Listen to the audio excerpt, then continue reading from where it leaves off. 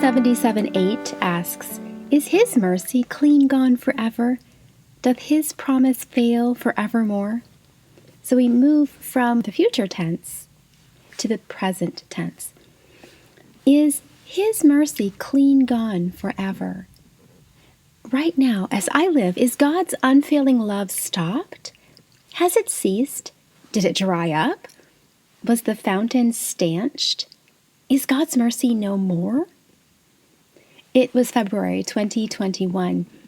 The road jostled beneath us as our white Ford ambled along the winding road from Haleakala National Park. I take my description from a journal I penned while viewing the harrowing journey. Towering majestically to the north, rippled mountains cascade in a steadily solemn silhouette. A red Hereford steer reaches for the low-lying branch of a sapling and munches the tasty treat. Other cattle vie for their own branches. The sun, a brilliant orb in the western sky, touches the earth all about us, glistening the ocean waves to the south, brightening the rolling hills about us to a palette of verdant hues, and blinding our vision for seconds at a time. The wind flutters through the sagebrush. Its breath is heard, whispering along the grass, whose multi-directional dance is joined by meadow dwellers and rock clingers alike. The landscape shifts. Now, chocolate-colored rock sprawls across the dancing grass, yellowed and brown. Strewn across the prairie-like mountains for miles, the rock tumbles into steep cliffs, gloriously jutting into a rocky seascape, where wind whitens the surf and waves crash onto the rocks below. Barrenness, desolation, isolation. This is Maui, Hawaii. The horn on our car rental proves more than an accessory. Hairpin turns and one-lane bridges necessitate its use to alert oncoming trucks, golf carts, and other vehicles of our arrival. Caution signs abound. Cattle crossings grovel beneath our four-door, dipping the car at several places on the road. It's a 2-hour drive for 40 miles. What sight could tantalize travelers to endure such unwelcome conditions? Could this off-road-like portion of Haleakala National Park deliver? The parking lot, crammed with cars, welcomed us, letting us know we weren't the only ones to brave the grave marker-laden road to arrive at this destination. Young children scamper behind their parents on the well-worn paths. Hikers, walking sticks in hand, expertly maneuver the trails. Older folks stare up at the wonderment about them. These are trails traversed by trekkers of all ages and ability levels. On the trail I'm thinking of, you're bound to see not 1 or 2, but 7 crashing waterfalls effervesce, cutting through rock and resounding in thunderous roars as hikers pick their way over tangled banyan tree branches, step over wooden planks in a lush grove of clanking bamboo, or leap over mud puddles. One by one, cascading waterfalls tumble over rocks, offering hikers photo ops and opportunities to ogle at the waterfall's immense beauty. Each punctuates the treescape with its roaring sound. Our final vista boasts the most spectacular view thus far, as water plummets from a sheer rock face at 4 distinct junctures, plunging magnificently downward with robust rancor. So ends my journal from that day. Like those effervescing falls plunging into the eternal blue of the Pacific, so we as believers experience the mercy of God. Every believer possesses, in the words of John 4:14, a well of water springing up into everlasting life. Christ himself, the author of mercy, indwells us. That ever-flowing supply too frequently flows unnoticed. Too often we fail to deliver thanksgiving to the originator of all goodness, beauty, and truth. In their own right, all mercies are from the hand of our merciful Master. This brings us to Psalm 77:8, which asks, first of all, is his mercy clean gone forever? Asaph's in the middle of this very difficult struggle within him. And yet, we're going to look at that question. Besides considering the breadth of God's unfailing mercy, let's not forget to whom this psalm was dedicated. Firstly, Asaph presents the psalm to Jeduthan, the headnote tells us. And as we mentioned before, Jeduthan's job description is found in 1 Chronicles 16:41. To give thanks to the Lord because his mercy endureth forever. Jeduthan had a job. His life work was to thank the Lord because God, who is ever worthy, who is the fountainhead of all mercy, whose mercy reaches so far and touches every facet of our existence, this God is worthy of all praise. Indeed, Jeduthan's full-time worship job was to thank the Lord, whose mercy endures forever. So let's also remember, secondly, who is writing the psalm. Asaph, a musician himself, is writing this psalm. His job likewise was to offer thanks for God's incredible mercy. Every day Asaph lived, new mercies waited to be discovered. God had a brand new package of mercies available for each day, as he has for us. One of the saddest books in the Bible, Lamentations, confirms this. Lamentations 3:1-20 documents the horrors Jeremiah faced, the internal pain and struggle which were his daily reality as his beloved city was overthrown, as carcasses of his fellow countrymen lay on the ground, as mothers committed cannibalism on their own children, as God's own house became a place of murder and destruction. The horror was so great that Jeremiah had to console himself with God's mercies. He explains his thought process in verses 21-24. This I recall to mind. Therefore have I hope. It is of the Lord's mercies that we are not consumed, because his compassions fail not. They are new every morning. Great is thy faithfulness. The Lord is my portion, saith my soul. Therefore will I hope in him. If Jeremiah could frame his mind to recall God's mercies, if these mercies brought him hope, certainly we can pivot our minds upon this truth as well. If God's mercies offered themselves anew each day for Jeremiah, who lived through such pain and heartache, he describes himself in the gulf of bitterness, in dark places, feeling chained and heavy, a derision and song against whom his own people sang.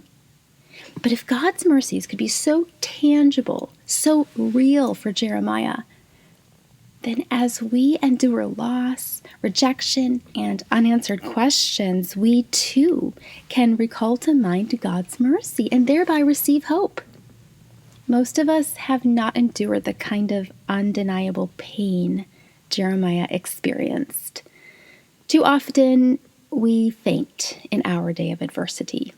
Instead of gaining perspective on the fresh fount of mercy available to us, we bemoan our fate, relinquishing the hope which Jeremiah found available to him. So, in response to Asaph's rhetorical question, is God's mercy clean gone forever? The answer is no. God's mercies are in fact refreshingly clean each day, like those waterfalls that we saw at Halakalia National Park. Just because I'm going through this turbulent time where I don't have a specific answer to my situation, doesn't mean God's mercies have dried up and are no more. And our response to the truth of this mercy, we can see it in verses such as Psalm 106:1. Praise ye the Lord. Oh, give thanks unto the Lord, for he is good, for his mercy endureth forever. Now we're at the second question asked in verse 8. Doth his promise fail forevermore? The phrase rendered his promise is also translated speech, word, language, as in Psalm 19:3. There is no speech nor language where their voice is not heard. Does God's speech fail? Does his language fail? Does his word fail? Psalm 19:3 indicates one aspect of God's revealing himself to mankind, and that's through general revelation. Verses 1 and 2 of Psalm 19 state, The heavens declare the glory of God, and the firmament showeth his handiwork. Day unto day uttereth speech, and night unto night showeth knowledge. If he had not already done so, Asaph would one day most likely lead the musicians in praising God with the words of Psalm 19. He was likely familiar with the message of this psalm. Verse 3 is clear. There is no speech nor language where the voice of God's creation is not heard. In fact, that promise, that language, is seen through all the earth. So, daily in his life and existence, Asaph could see evidence all about him in the created world, in the general revelation, which speaks forth God's faithfulness. What evidences in the natural creation today illustrate that God continues to keep his word? Well, firstly, I was thinking he sets his bow in the clouds. The rainbow reminds us that God keeps his word. In Genesis 9:13, God declares, I do set my bow in the cloud, and it shall be for a token of a covenant between me and the earth. All across the globe, the rainbow witnesses to a covenant God has made with the earth. Never again will God destroy this planet with a flood as he did in the days of Noah. If you live in a place like Hawaii, you're wonderfully benefited to see these magnificent rainbows that occur frequently. When we were there, we saw a rainbow almost every day. Secondly, another evidence in the natural creation that illustrates how God keeps his word is found in Genesis 8:22, where God makes another promise. While the earth remaineth, seed time and harvest and cold and heat, and summer and winter, and day and night shall not cease. So the seasons themselves remind us God keeps his word. And thirdly, of course, the heavens continue to reveal God's glory, as so aptly stated in Psalm 19. You know, evolutionists have done their best to defy God, to erase him as the great original, but his handiwork screams that he is real. He is God. He is good.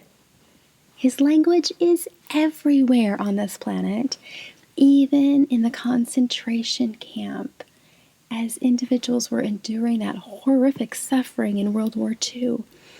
One could look up and note the sky, watch birds freely in flight, see tufts of clouds hanging as suspended mid-air.